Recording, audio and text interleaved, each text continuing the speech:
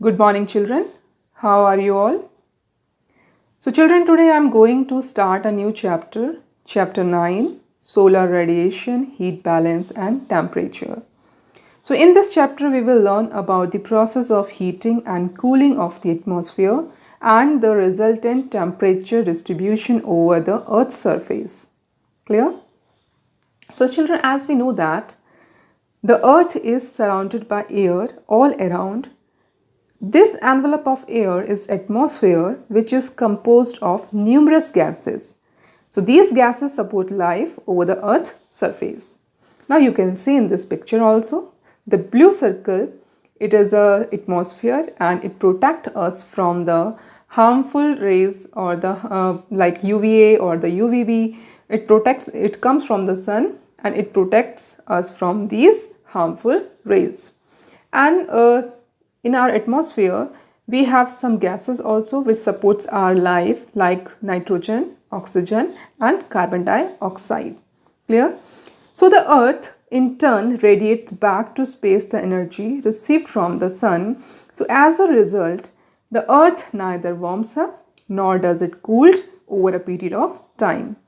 The amount of heat received by different parts of the earth is not the same. Why it is not same? Because you can see in this picture, our earth is tilted, it is about 23.5 degree on its axis. So the equator part or the tropical region receives more energy from the sun or the more isolation from the sun compared to the polar regions. Clear? So this variation causes pressure differences in the atmosphere. इसकी वजह से कुछ pressure differences भी देखे जाते हैं. Now you can see in this picture, this is an area of high pressure and this is an area of low pressure. High pressure area, it forms in area where the cold winds are formed, and in the low pressure area, warm winds are formed.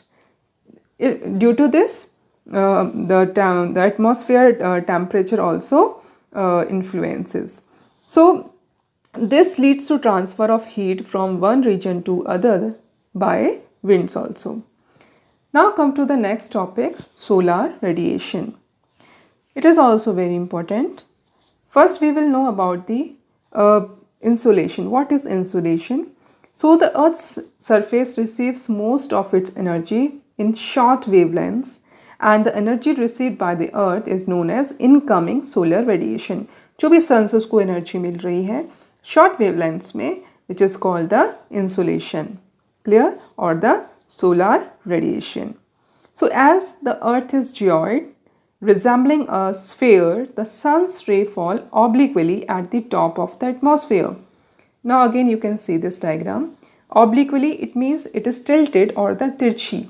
तिरछी होने की वजह से the top of the atmosphere and the earth intercepts a very small portion of the sun energy.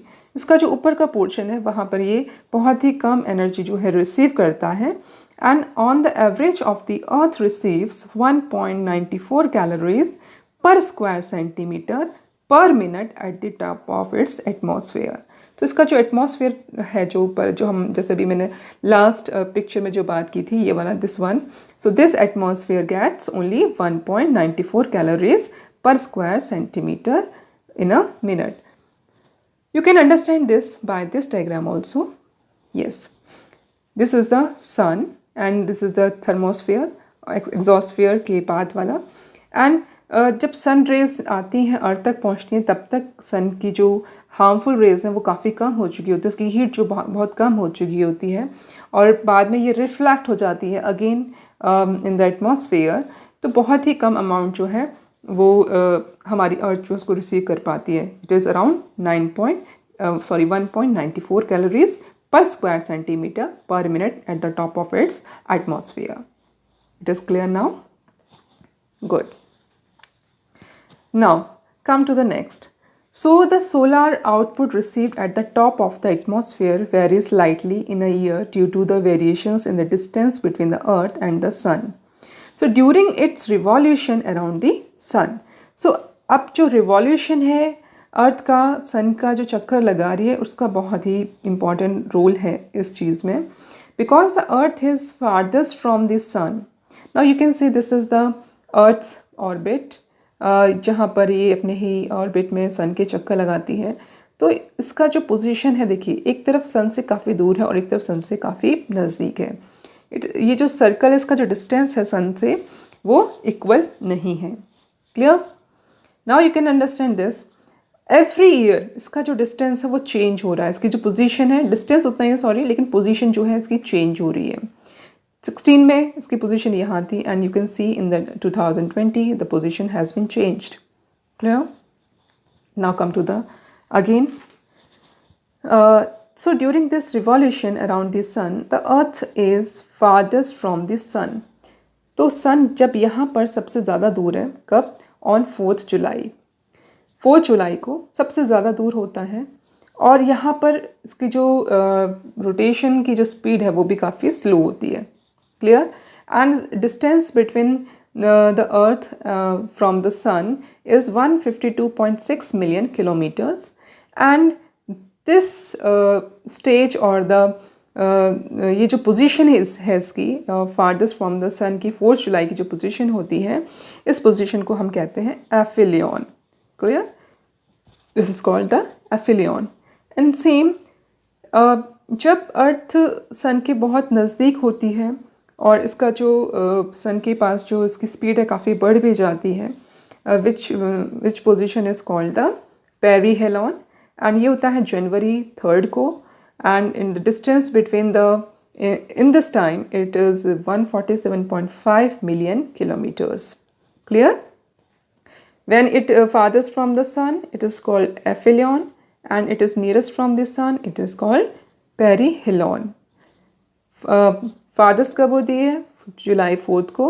और near कब होती है? जनवरी 3 को. ठीक है? Understood? That's good. So therefore the annual insolation received by the earth on 3 January is slightly more than the amount received on 4th July. It means 3 जुलाई को ज़्यादा जो सनलाइट है वो रिसीव करती earth compare to the 4th July. So how the effect of this variation in the solar output is masked by other factors like the distribution of land and sea and the atmosphere circulation, which we already discussed. Hence, this variation in the solar output does not have great effect on daily weather changes on the surface of the earth. Now come to the next, variability of insolation at the surface of the earth. So, the amount and the intensity of insolation vary during a day, in a season and in a year. So the factors that cause these variations in insolations are the rotation of the earth on its axis, which we will already discussed. The rotation of the earth, due to this rotation of the earth the day and night forms. जैसे जैसे turn करती है, अपने ही access पे घूमती है, तो day और नाइट्स जो होते हैं, और जब ये सन के चक्कर लगाती रिवॉल्यूशन करती है तब सीजन्स क्रिएट होते हैं, सीजन्स होते हैं, ये विच already discuss in earlier classes. So first point is that the rotation of the earth on its axis. तो ये इस चीज़ की वजह से भी जो है, जब ये डे में होगी तो ज़्यादा सनलाइट जो है गेन करेगी, ज़्यादा आइसोलेशन होगा, and when it in a night form उस वक्त सनलाइट नहीं होगी. Next is the angle of inclination of the sun rays. Yes, sun rays. Yes, you can see here. This is a position of summer solstice. Solstice आपने पढ़ा है. What is solstice? कुछ याद आया आपने? I think ये आपने पढ़ा है, I think 6th or 7th class में. So a solstice is an event occurring when the sun appears to reach its most northerly or southerly excursion related to the celestial equator on the celestial sphere. So, 2 solstices occur annually around June 21, it is in summer, and December 21, it is in winter. So, you can see this is a picture of summer solstice. In this position, you can see the northern part और the southern part, जो eastern part अगर देखेंगे उसमें आप ऊपर का जो unshaded portion है, this area receives more sun rays. और इन विंटर सॉल्स्टिस में क्या होगा, जो उसका शेडेड पार्ट है यहाँ पर वाले पोर्शन में जो है ज़्यादा जो एरिया अर्थ है ये ज़्यादा सन जो है या सनलाइट को रिसीव करती है। So this is a difference between that. तो यहाँ पर आप देख रहे हैं जो अनशेडेड पोर्शन है, जो क्लियर वाइट पोर्शन है, इट गेट्स मोर एनर्जी और द मोर सन रेज और the sunlight from the sun. तो यहाँ पर देखिए आप इक्वेटर के ऊपर वाला जो पोर्शन आप देख रहे हैं ट्रॉपिक ऑफ कैंसर से जस्ट ऊपर 66.5 नॉर्थ पोल के ऊपर भी जा रहा है। तो this area gets more energy और the more insolation from the sun. तो this position is the summer solstice and which date 21 June. और इसके जो बैक वाला जो शेडेड पोर्शन देख रहे हैं, this is the position of December 21। Okay, तो दिसंबर में ये वाला एरिया रहेगा। तो दो सॉल्स्टिस होते हैं, तो यहाँ पर सनलाइट जो है और ये वाला हाफ पोर्शन जो है यहाँ पर सनलाइट जो है ज़्यादा रहेगी इन विंटर्स, जो शेडेड पोर्शन है। Clear. Next is the length of the day. अब लेंथ क्या रहेगी डे की, अगर जिन दिन जो है जितना ज़्यादा लंबा रहेगा उतना ही ज़्यादा सनलाइट रहेगी, और दिन जितना छोटा रहेगा उतना सनलाइट कम रहेगी, like summers and winters. In summers days are long, so earth receives more sunlight, and in winters days are short, so earth receives less sunlight. So next is the transparency of the atmosphere. Atmosphere कितना transparent है, it depend on it also. अगर cloudy है या pollution बहुत ज़्यादा है या fog है, that times the earth receives less sunlight. Next is the configuration of land in terms of its aspects. It is also very important configuration of land, कि land का जो है उसकी its depend on the altitude और the height और the we can include in it the latitude also. जितना high latitudes पे जाएंगे तो हाई लैटिट्यूड पे आइसोलेशन कम होता है और लो लैटिट्यूड्स पे आइसोलेशन ज़्यादा होता है। So the last two have less influence. जो दो लास्ट पॉइंट हैं वो थोड़ा कम इन्फ्लुएंस करते हैं, जो पहले दो पॉइंट हैं वो ज़्यादा इन्फ्लुएंस करते हैं। The fact that the earth axis makes an angle of 66.5 degree with the plane of its orbit around the sun has a greater influence on the amount of insolation received at different latitudes. The second factor that determines the amount of insolation received is the angle of inclination of the rays. This depends on the latitudes of a place. The higher the latitude, the less is in the angle they make the surface of the earth, resulting in the slant sun rays. Now you can see in this picture, yeah, this one. तो आप देख रहे हैं यहाँ पे angle of incidence वाला जो part है, अगर जो डायरेक्ट सनलाइट जा रही हैं वो इक्वेटर पे जा रही हैं और जो थोड़ा स्लांटिंग होके जा रही हैं वो जो हाई लैटिट्यूड्स एरियाज हैं उन पर जा रही है। तो दिस काफ़ी सारा वेरिएशन जो है वो हमें देखने को मिलता है।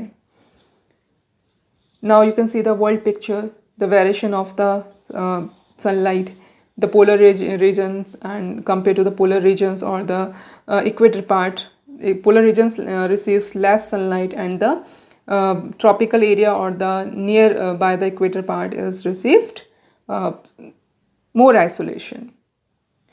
Next is the passage of solar radiation through the atmosphere. So the atmosphere is largely transparent to short-wave solar radiation, and the incoming solar radiation passes through the atmosphere before striking the Earth's surface. Within the troposphere, water vapor, ozone and other gases absorb much of near-infrared radiations. So this thing we already learnt. So very small suspended particles in the troposphere scatter visible spectrum both to the space and towards the Earth's surface. So this process adds color to the sky. Actually sky का कोई colour नहीं है, but ये जो process है spectrum वाला विच creates colors or add colors to the sky. The red color you can see of the rising and the setting sun, and the blue color of the sky are the result of scattering of light within the atmosphere. Next is spatial distribution of insolation at the Earth surface. So Earth surface के ऊपर अलग अलग जगहों पर अलग अलग insolation distribution होता है.